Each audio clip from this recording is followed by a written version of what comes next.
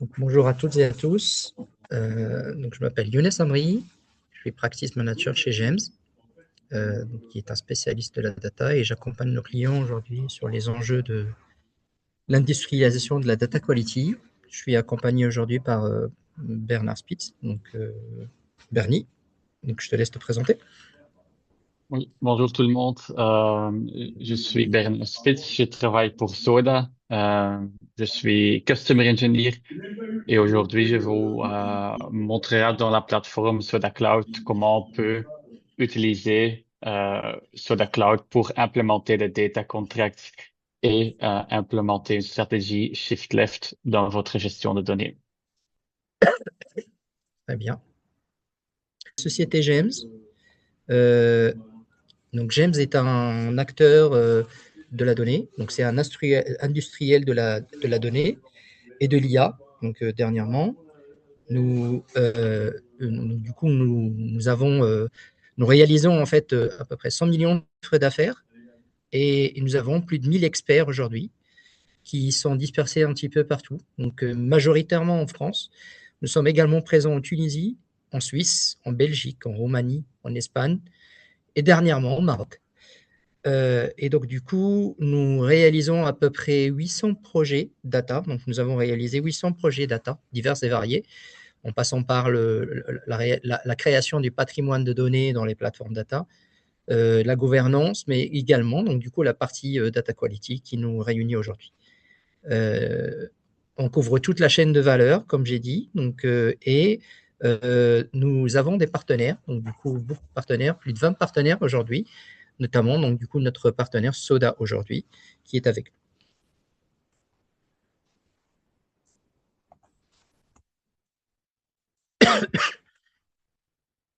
Je voulais dire peut-être un mot sur Soda, Bernie. Euh, oui, donc la plupart, je vais pas trop parler, mais je vais montrer la plupart des fonctionnalités de la plateforme Soda. Mais comme vous le savez, Soda est une plateforme de gestion de qualité des données, pas seulement pour des données structurées, mais aussi des données non structurées. Et on est positionné uniquement dans le marché parce qu'on a une interface d'utilisateur qui n'est pas seulement dédiée à les utilisateurs techniques, mais aussi vraiment aux équipes des métiers qui euh, ne connaissent pas nécessairement la langage technique comme du SQL pour écrire des contrôles de qualité des données. Et donc, on a une entreprise avec aussi euh, une, une centaine, presque 1000 clients. C'est une société qui a été créée à Bruxelles et maintenant on a aussi un siège aux États-Unis à New York. Et je pense que ça, c'est en bref Soda. Merci, Bernie. Alors, le framework Data Quality by GEMS est supporté par l'outillage Soda. On y va rapidement. Donc, pourquoi industrialiser? Donc, on part d'un constat aujourd'hui. Ici, si vous voulez suivre avec moi, donc on part d'un constat. Donc, aujourd'hui, pourquoi industrialiser la gestion de la qualité de la donnée? Parce qu'aujourd'hui, dans la majorité des organisations, la qualité est encore gérée de manière artisanale. On retrouve toujours les mêmes symptômes, hein, des données peu fiables, des doublons, des non-conformités, des informations qui ne respectent pas des formats et surtout énormément de temps passé à maintenir des contrôles manuellement. Les problèmes sont souvent détectés, des fois aussi trop tard, du coup a posteriori, une fois qu'ils ont déjà un impact sur vos usages métiers et sur vos analyses. Par exemple, un tableau de bord qui affiche un indicateur et on constate que l'indicateur, en fait, il n'est pas bon. Et donc, du coup, quand on creuse, on trouve que c'est à cause d'un problème de qualité de la donnée.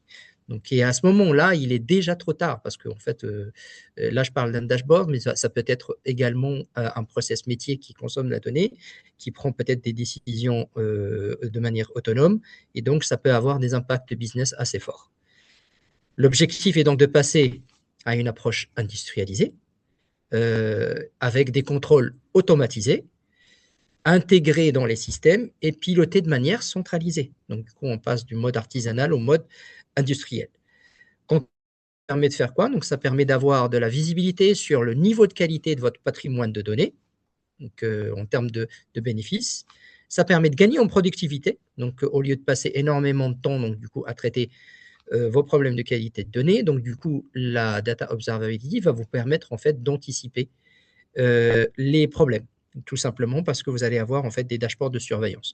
Et surtout d'augmenter également donc du coup la valeur de votre patrimoine de données. Et donc notamment, qui dit augmentation de la valeur du patrimoine de données, donc l'activation de cas d'usage à forte valeur ajoutée pour votre entreprise. Donc autrement dit, donc là, le framework qu'on a mis en place outillé avec l'outil SODA, donc on passe d'une gestion subie de la qualité à un pilotage maîtrisé et industriel.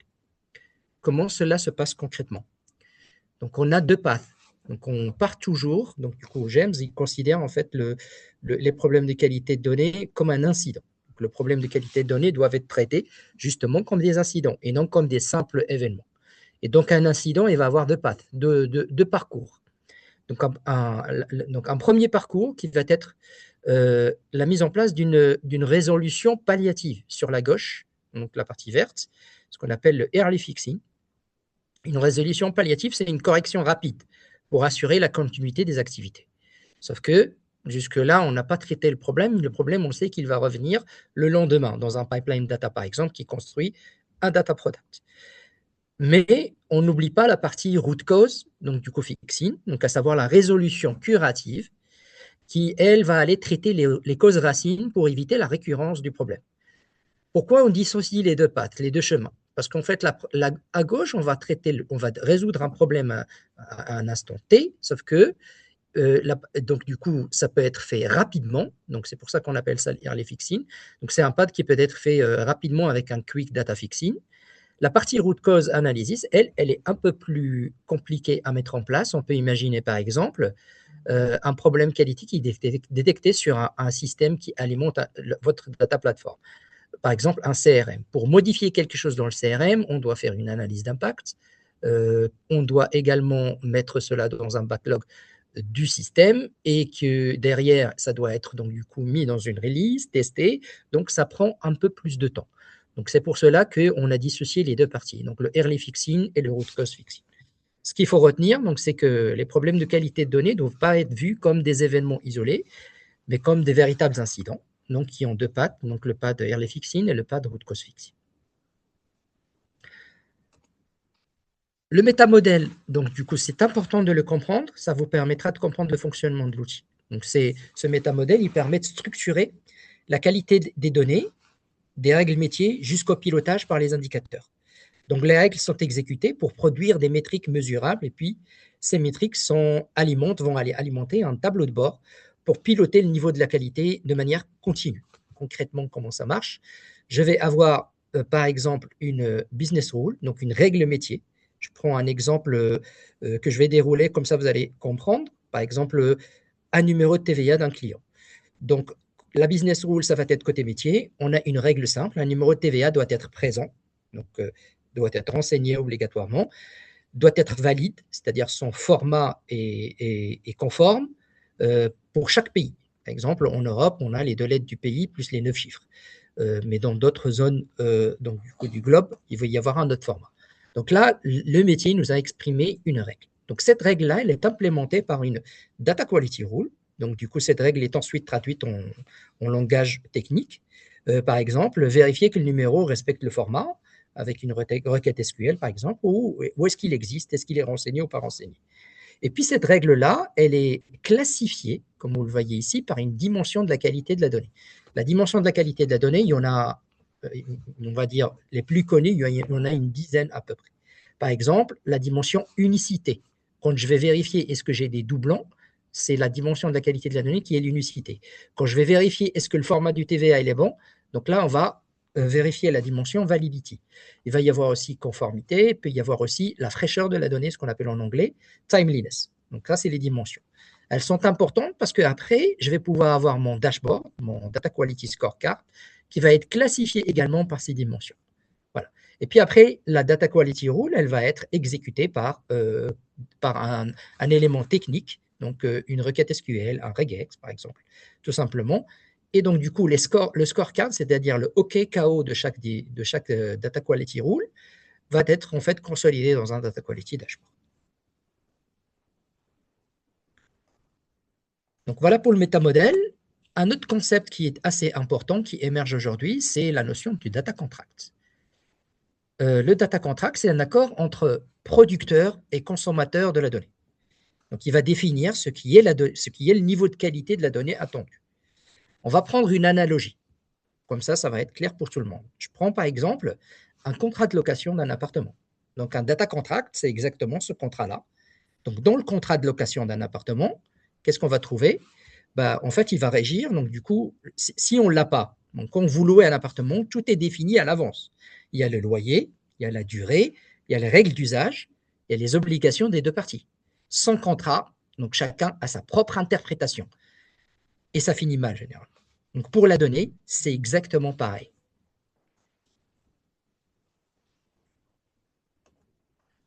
Donc, concrètement, j'ai un producteur de données et j'ai un consommateur de données.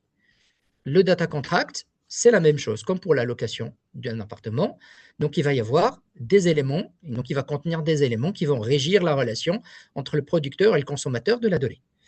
Donc, concrètement, le producteur de la donnée, il va exposer un data product régi par un data contract. Et le consommateur s'y connecte pour aller donc du coup faire l'utiliser tout simplement. Il va utiliser le data product en toute confiance avec des règles claires d'usage et de qualité. Donc le producteur de la donnée s'engage à fournir une donnée conforme, fraîche, structurée, de bonne qualité. Le consommateur, lui, sait exactement ce qu'il reçoit, avec quel niveau de qualité et dans quelles conditions il peut l'utiliser. Donc, en résumé, le data contract, c'est le document qui formalise cet accord entre le propriétaire et le consommateur de la donnée, exactement comme le contrat de location d'un appartement, tout simplement. Et ces notions-là, on va les retrouver dans SODA. Donc, dans SODA, donc le data contract est matérialisé techniquement par ce qu'on appelle un YAML, mais il y a également une interface utilisateur dédiée au métier, ce que va vous montrer Bernie. Donc, ça se matérialise comme ça. Donc, du coup, je vais avoir l'objet du contrat ici qui est un dataset. Je vais avoir le niveau de vérification et de contrôle qualité de manière intrinsèque. Donc, du coup, ici, par exemple, on voit la dimension freshness, par exemple. Donc là, on vérifie le schéma. Je vais avoir les articles qui régissent ce contrat-là, qui sont ici, c'est ce qu'on appelle les data quality check, les contrôles qualité. Donc là, on va commencer à mettre les contrôles qualité typiquement. Donc, du coup, c'est ça un data contract techniquement. C'est ce qui permet de régir la relation entre le consommateur et le producteur de la donnée. SODA propose, donc du coup sur un site internet, on fait un accélérateur, donc un ensemble de data contracts prêts à l'usage sur différents types d'objets métiers. Par exemple, on peut aller dans le secteur de l'annonce, on va trouver déjà des data contracts prêts à l'emploi que vous pouvez adapter. Donc je vous invite donc du coup à consulter les data contract templates qui sont mis à disposition par SODA. C'est des accélérateurs qui peuvent vous permettre de commencer à travailler avec ce concept-là. Dernière chose, donc le positionnement des data contracts, par exemple, dans l'écosystème avec une data platform, peu importe votre data platform ici, généralement, elle est organisée en 3 couches. Donc, c'est soit les couches médaillons, donc bronze, silver, gold, ou raw table, data table, c'est les objets métiers consolidés, et puis vos vues.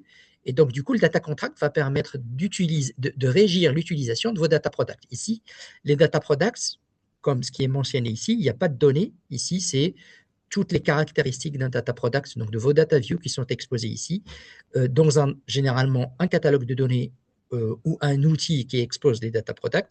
Ça peut être par exemple un API manager. Et donc, du coup, ça permet de régir le fonctionnement entre le data consumer qui est là et le data contract qui est là pour les différents usages, tout simplement. Et je te passe la main, Bernie, pour la démonstration.